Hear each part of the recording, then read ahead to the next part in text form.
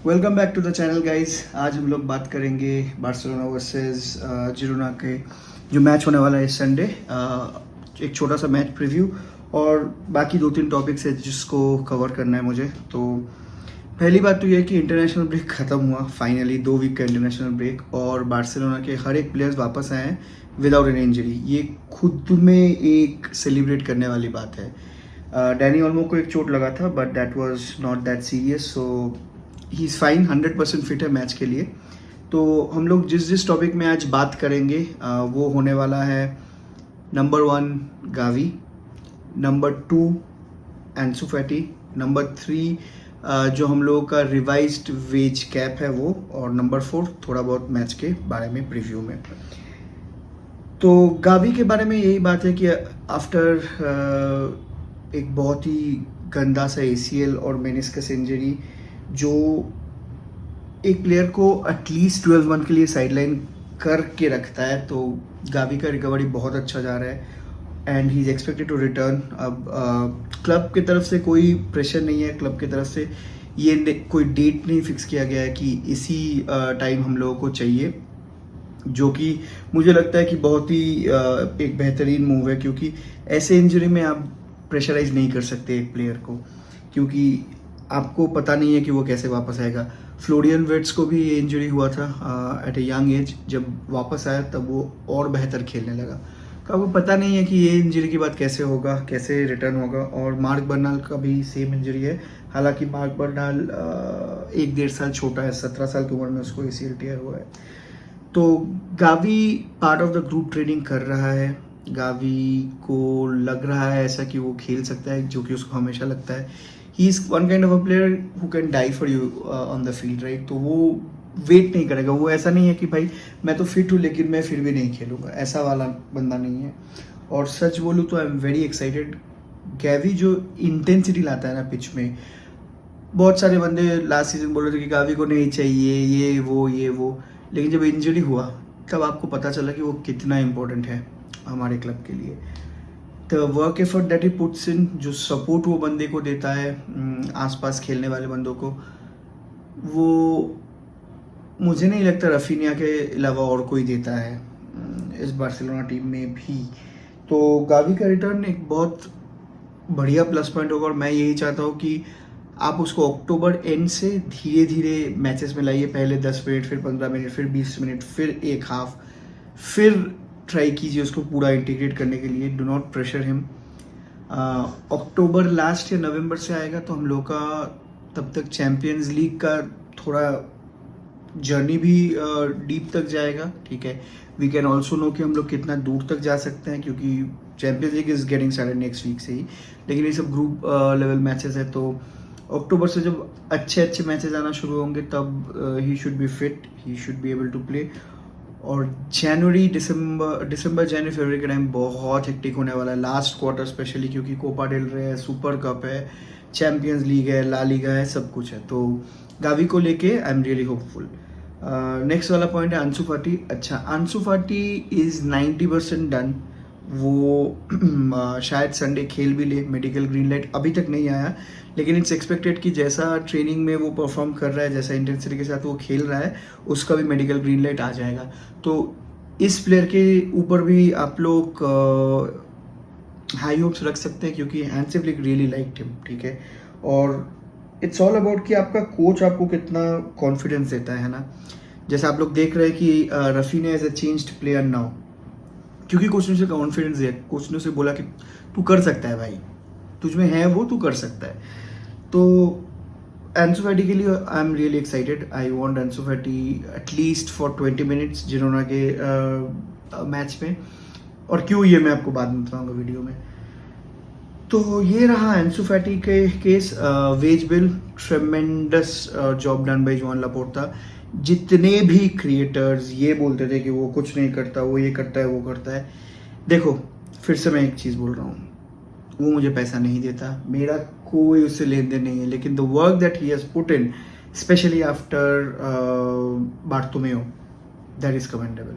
अगर आपको हर सीजन मतलब अच्छे प्लेयर्स चाहिए, इस प्लेयर को भी रिटेन कर लो, उस प्लेयर को भी रिटेन कर लो, किसी को मत छोड़िए चाहिए, तो प्लेयर्स को भी बोलना चाहिए कि भाई कप भी जीत के दिखाओ, उसी से ये जो पैसा आता है ना उसी से आता है। फुटबॉल है ये जोआन लापोर्टा का घर का बिजनेस नहीं है ना।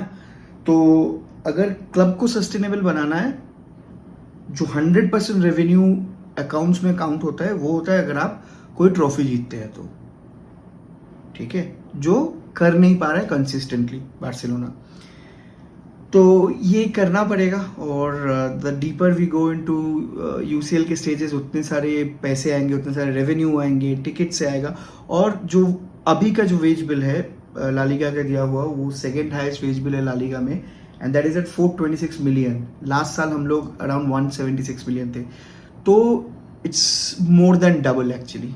और ये हुआ है दिस टाइम विदाउट गेटिंग वो हम लोग को जो मिलने वाला था जर्मन फर्म से जो 40 मिलियन वो भी नहीं आया, 60 मिलियन वो भी नहीं आया, नाइकी का डील अभी तक नहीं हुआ, स्पॉटिफाई कैंप नो में हम लोग नहीं खेल रहे हैं। तो ये 3 चीज़ जब आप ऐड कर देंगे इसमें तो आपको दिखेगा कि नेक्स्ट साल का जो वेज कैप है वो और बढ़ जाएगा। एंड मुझे भी पर्सनली ऐसा लगता है कि नेक्स्ट साल जोआन लापोर्टा का लास्ट मैंडेट होने वाला है, तो वो तगड़ा कुछ साइनिंग तो टारगेट करेगा ही, तो शायद इसीलिए हो सकता है। और हम लोग जोनाथन टा से लिंक्ड भी है ऑलरेडी, जोशुआ किमिच से भी लिंक्ड है, क्योंकि ये सारे फ्री एजेंट्स हो जाएंगे 2025 में। तो हाँ, respect to Joan Laporta, credit to him where it's due. कुछ चीज़ें मुझे ये लगता है कि वो पॉलिटिशियन है, राइट। वो डायरेक्ट ऐसा कुछ नहीं बोला कि आपको लगेगा कि ये इसी प्लेयर का नाम लेके बोल रहा है, लेकिन उसने बोला वैसे तरीके से, क्योंकि politicians they know how to play with their words. और हम लोग यहीं पे चूक जाते हैं, हम लोग सोचते हैं कि वो यही प्रॉमिस करती है। जैसे मैं अब एक रीसेंसी बायस होता है ना हम लोग का, मैं एक एग्जांपल दूंगा। निको विलियम्स के साइनिंग के बारे में जब उससे पूछा गया था कैटलोनिया रेडियो में, तब उन्होंने बोला कि we can make signings of that stature. ये नहीं बोला कि निको के साइन करके लाऊंगा, लोग सोच के निको को लाऊंगा, लेकिन वो लाया डैनी ओल्मो को, है ना। तो credit where is due, respect करो जो सिचुएशन में वो आया, एक लीग जिताया, ठीक है। और देखते हैं और कुछ होता है कि नहीं होता है, क्योंकि इलेक्शंस भी सामने है। और अगर मुझसे पूछो तो आई फील कि जोआन लापोर्टा ही वापस आना चाहिए, क्योंकि बंदा पैशनेट है। हाँ, थोड़ा ज़्यादा वक्त है, ठीक है, कभी कभार हो जाता है।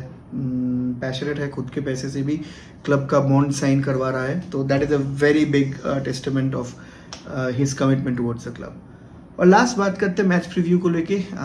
मुझे इस मैच में कुछ नहीं चाहिए, मुझे इस मैच में चाहिए बदला। लास्ट ईयर जिरोना के अगेंस्ट हम लोग दोनों मैच हारे थे, और जिरोना, याद रखना, एस्पेनियोल हम लोगों का डर्बी है, जिरोना भी डर्बी है, बिकॉज वो भी एक कैटलोनियन टीम है।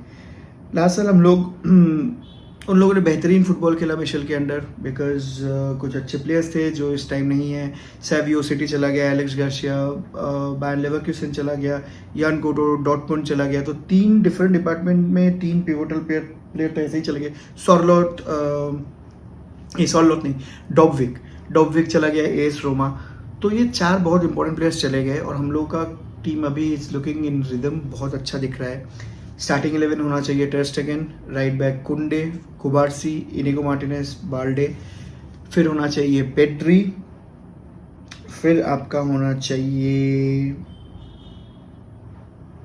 डैनी ओल्मो और मार्क कसाडो। लेफ्ट में आप स्टार्ट कीजिए रफीनिया को, राइट में स्टार्ट कीजिए लमीन यमाल को, बीच में आप खिलाइए लेवेंडोस्की को।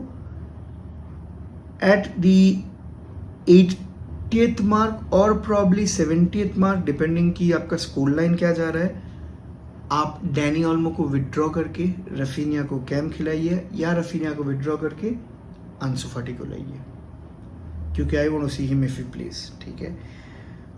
और सीधा बात है, मैंने बोल दिया, वो लोग पोजीशन और हाई इंटेंसिटी फुटबॉल बार्सिलोना की तरह नहीं खेलते, और अभी खेल भी नहीं पाएंगे, but they have got a fluid system. अभी इस साल मैंने जिरोना को उतना देखा नहीं, टू बी ऑनेस्ट, लेकिन last time they had a very fluid system. Switch करना बॉल एलेक्स गार्सिया का मिड फील्ड से बहुत अच्छा था, बट अभी वो सब नहीं है। तो I think we should be able to take advantage of this, और मुझे चाहिए एटलीस्ट एक 3-0 का स्कोर लाइन। तो मिलते हैं रिव्यू लेके इस मैच का संडे के बाद, मंडे या ट्यूसडे को, और तब करते हैं और बातें। और सब्सक्राइब कीजिए यार। ये आप ही का चैनल है, ये बार्सिलोना का चैनल है, ये हर एक फुटबॉल फैन का चैनल है. तो please do consider subscribing this channel and विस्का एल बार्सा.